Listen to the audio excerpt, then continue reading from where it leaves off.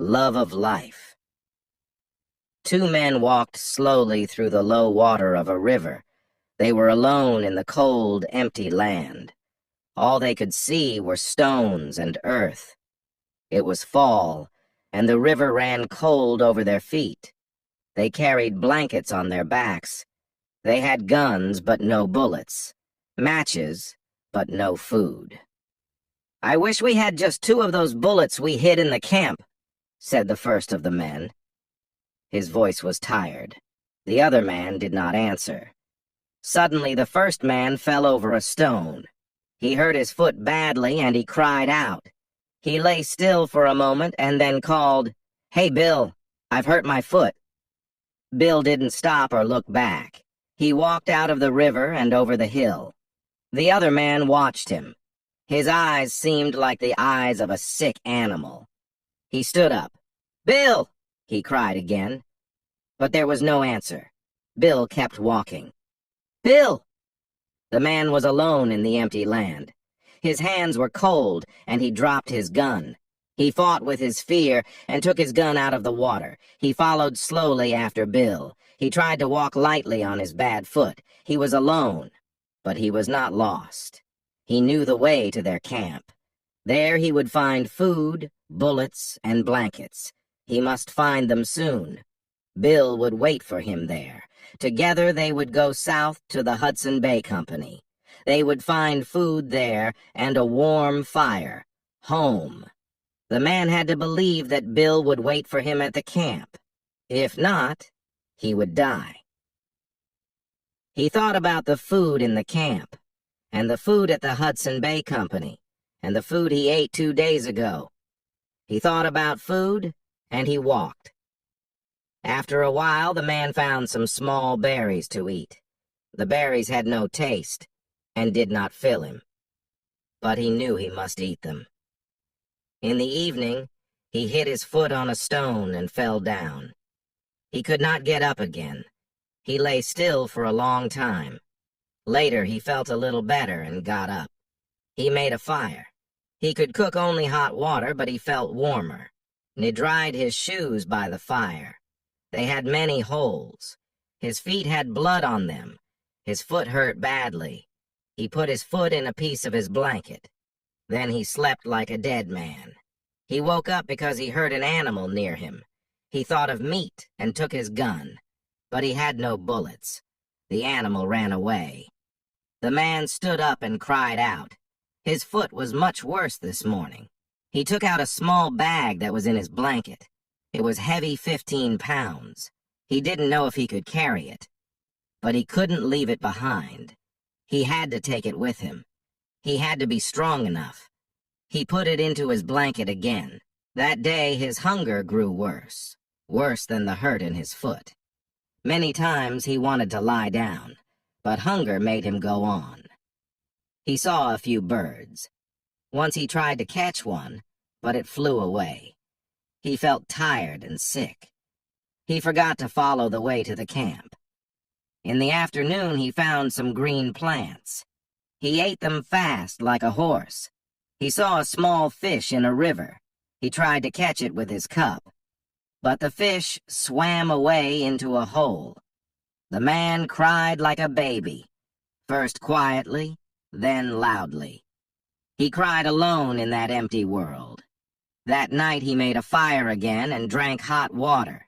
His blanket was wet and his foot hurt. He could think only of his hunger. He woke up cold and sick. The earth and sky were gray. He got up and walked. He didn't know where. But the small bag was with him. The sun came out again, and he saw that he was lost. Was he too far north? He turned toward the east. His hunger was not so great, but he knew he was sick. He stopped often. He heard wolves and knew that deer were near him. He believed he had one more bullet in his gun. It was still empty. The small bag became too heavy. The man opened the bag. It was full of small pieces of gold. He put half the gold in a piece of his blanket and left it on a rock. But he kept his gun. There were bullets in that camp. Days passed, days of rain and cold. One day he came to the bones of a deer. There was no meat on the bones. The man knew wolves must be near. He broke the bones and ate like an animal. Would he too be only bones tomorrow? And why not? This was life, he thought. Only life hurt. There was no hurt in death. To die was to sleep. Then why was he not ready to die? He could not see or feel. The hunger, too, was gone. But he walked and walked. One morning he woke up beside a river. Sunlight was warm on his face. A sunny day, he thought. Perhaps he could find his way to the camp. His eyes followed the river. He could see far.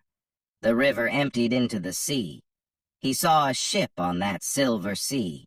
He shut his eyes. He knew there could be no ship, no seas in this land. He heard a noise behind him and turned back.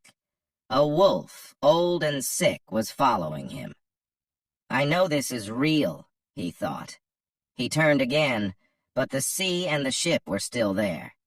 He didn't understand it. He tried to remember.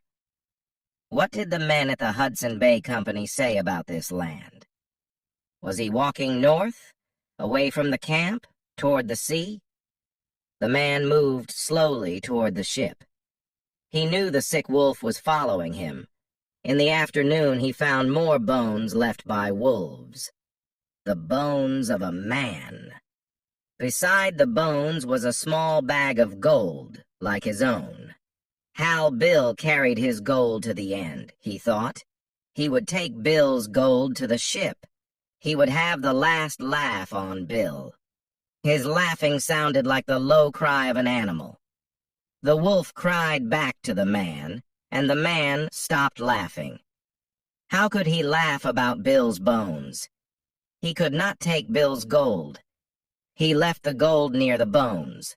The man was very sick now.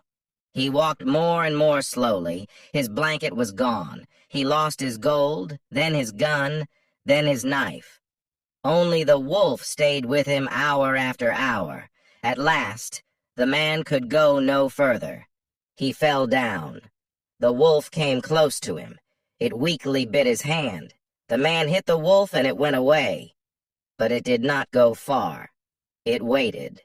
The man waited. After many hours, the wolf came back again. It was going to kill the man. But the man was ready. He held the wolf's mouth closed, and he got on top of the sick wolf. He held the animal still. Then he bit it with his last strength. He tasted the wolf's blood in his mouth. Only love of life gave him enough strength. He held the wolf with his teeth and killed it. Later he fell on his back and slept. The men on the ship saw a strange thing on the land. It did not walk. It was lying on the ground, and it moved slowly toward them, perhaps 20 feet an hour. The men went close to look at it. They could not believe it was a man. 3 weeks later, the man felt better. He could tell them his story. But there was one strange thing. He could not believe there was enough food on the ship. The men told him there was a lot of food, but he only looked at them with fear. And slowly he began to grow fat. The men thought this was strange. They gave him less food, but still he grew larger and larger each day. He was fatter. Then one day they saw him put a lot of bread under his shirt. They looked in his bed, too, and saw bread under his blanket. The men understood and left him alone.